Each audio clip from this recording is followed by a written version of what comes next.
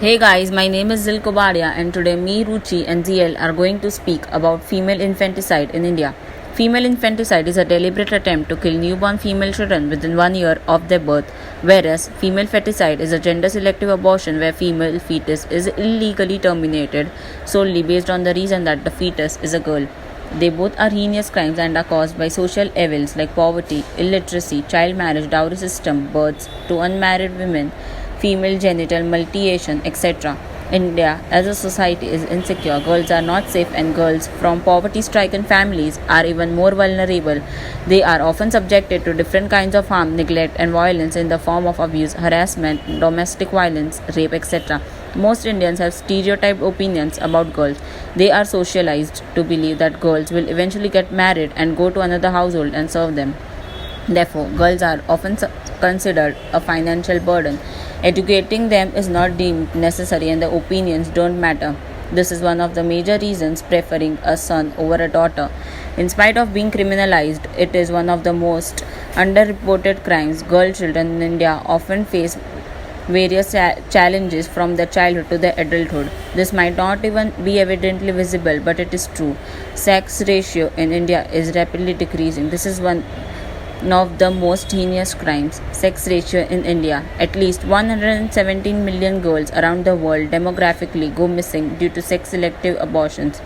The United Nations recently declared India to be the world's most dangerous place for girls. Until the age of 5, according to the new UN study, the mortality rate is 75% higher than that of boys. In addition, 100 newborn girls, about 112 boys are born, whereas nature usually dictates a ratio of 105 boys to 100 girls. The country's sex ratio at birth, which is number of females born per 1000 males, is showing a worrying decline. According to the Sample Registration System survey, the figure stood at 896 for 2015-17, down from 898 in 2014-16 and 900 in 2013-15. Though the sex ratio in rural India declined from 902 in 2014-16 to 898 in 2015. In some countries like India, the son is considered to be an asset while the daughter is considered a liability. A son stays with parents even after marriage and gets daughter-in-law and also dowry, whereas a daughter takes their wealth in form of dowry to the son-in-law and works for him and his family and somewhere else for her for the entire life. This thinking has created a major gap in assessing a son and daughter. The financial sickness regarding dowry forces many of them to do abortion for female infanticide. Also, according to many religious customs, it was believed that a son can reveal your soul from all the sins and help you to reach God's adobe after the death. To be frank, a son-in-law also does the same, whereas it is considered a boon to have a son than a daughter. In many places, bearing a son is regarded as a prestigious symbol of fancy and symbol of manhood for the father. Rather than having a daughter, boys are considered descendant, where girls are considered as an outsider as she leaves the home after the marriage. To check the female foeticides, the Prenatal Diagnostic Techniques Act in 1994 was enacted. This act came into the force in 1996. It is a comprehensive legislation which lays down to the situation in which the use of prenatal diagnostic techniques is prohibited, as also whereas it is regulated. It has provisions for establishing mechanisms, responsibility for policies making under the Act, and also those responsibilities for the implementation of the Act. The penalties for various offences are also elaborated. During the course of the implementation of this Act, certain iniquities and practical difficulties in the administration came into the government's notice.